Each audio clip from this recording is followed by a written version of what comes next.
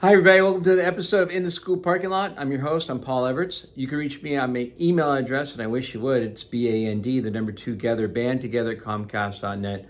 Also, hey, go to our website, conductingmylife.com, where you see I'm a speaker, trainer, coach, author, and I'm here to help you.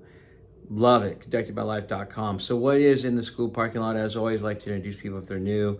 I've been teaching music in public schools, now charter schools and private schools too, since 1989. Currently teaching at a charter school in Lincoln, California. I don't mention the name because I don't represent the charter school and I don't want them to get mad at me.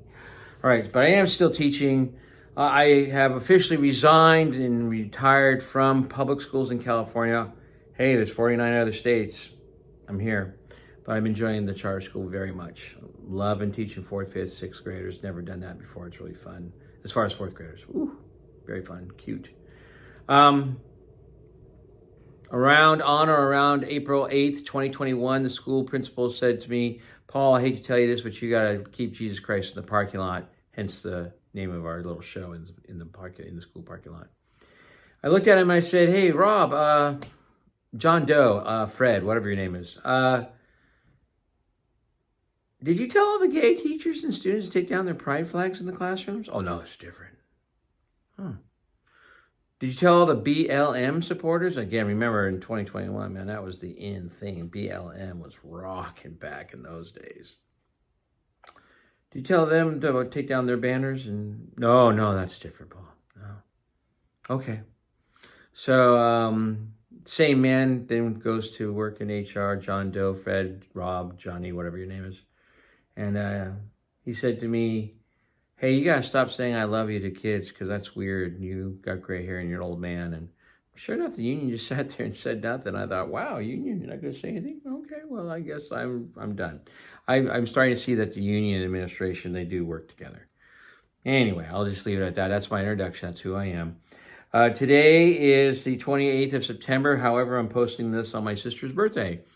They are twins, and they were born on October the 19th. And so today is their birthday. Happy birthday. I don't think either one of them will watch the show. It's not their cup of tea. Plus, they anyway. All right. So happy birthday, and I love you, Jenny and Susie. Love you a lot. October 19th, 2024 is episode 33. Teacher told to remove kindness is everything flag in Michigan. Instead, the teacher resigns. This is by Mike Stunson, Stunson, September 13th, 2024. That's when he posted this. It's from the Kansas City Star-Register. Again, the link for it is in the description. A high school teacher told to remove a flag that promotes inclusivity in his classroom has resigned from his position in Michigan. I am a great teacher, and I will not have my quality called into question over maintaining an environment of kindness and inclusion. Jeremy Kronk, C-R-O-N-K, the now former Harper Creek High School science teacher, said in a letter to administrators. He says, finding good teachers is tough, and this is truly a ridiculous thing to be losing one over. Mr. Kronk, C-R-O-N-K, Mr. Kronk's resignation from the Battle Creek School comes after draping a sign in his classroom that read, quote, science is real. Black lives matter. No human is illegal. Love is love. Women's rights are human rights. Kindness is everything. Wow, they told him to take that down. Okay. California, I think he'd probably be teacher of the year. Kronk was asked, so go out to California. See, that's how it works, Jeremy Kronk. Jeremy, go out to California. You'd be a hero. Me having a Bible, me saying thank God, not the hero. Jeremy Kronk was asked to remove the flag because of the partisan message it presented.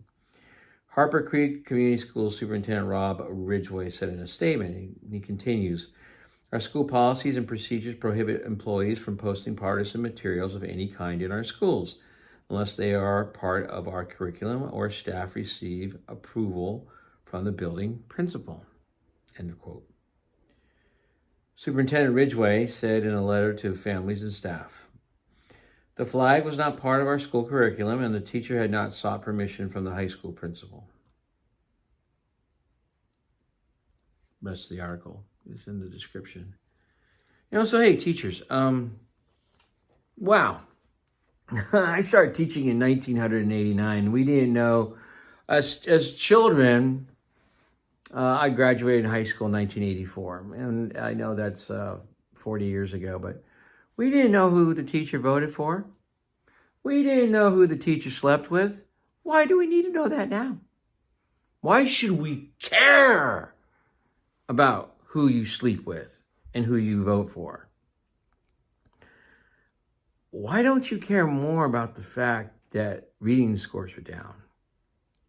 Math scores are down. Why don't you take care of your own stuff? Stay in your lane.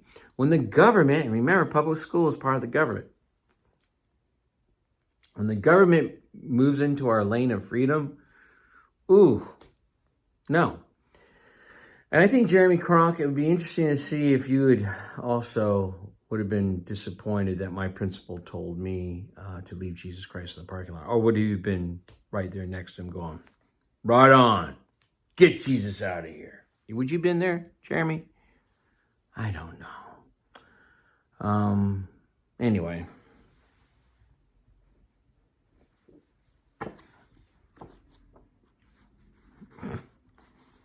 Again, in 1984, we didn't know who the teachers slept with. We didn't know who the teachers voted for. And we knew how to read. Chapter 28 in this book, we're almost done with this book. Again, I don't read it word for word, page for page. Otherwise, I think the author would be not happy with me. Buy the book. It's a good book. And again, I would say, too, to my teacher friends who are still teaching, why don't you buy the book and just see why people are disenchanted with public education? This is one person's research and what his findings are. Common Core Standards and Educational Fraud. The children belong to all of us. Paul Reville, Reville, Paul Reville, former Massachusetts Education Secretary, while on a panel promoting Common Core. Again, he said the children belong to all of us. Sigh. Growing levels of illiteracy, plunging international rankings, the decline of critical thinking skills, mushrooming decadence, mass shootings, and companies that can't find the skilled workers they need. Those have become some of the atrocious hallmarks of the United States public schools. The fact that government education in America has become a failure is plain to see, even to many parents who subject their children to public education. The reasons for the failure, though, are obscured by special interests. Teachers' unions and educational bureaucracies, or bureaucrats, always claim the need for more taxpayer money, which is simple extortion. But now the totalitarian-minded establishment claims that what are truly needed are national standards beyond the reach of pesky parents and those pesky voters. Let me read something else for you. Despite the lack of real testing before implementation, however, there's now plenty of evidence available to show what might happen. Let us first consider the English and language arts component of Common Core. Among the most oft-heard criticisms surrounding the scheme, aside from failing to teach children how to read properly, is what the students will be reading. At least 50% of the reading under Common Core will be what is described as, quote-unquote, informational texts. All right. Oh, there's a lot of highlighted stuff here. There's a person that says a diminished emphasis on literature in the secondary grades makes it unlikely that American students will study a meaningful range of culturally and historically significant literary works before graduation. Stoutsky says, Stoutsky, Stoutsky, warns.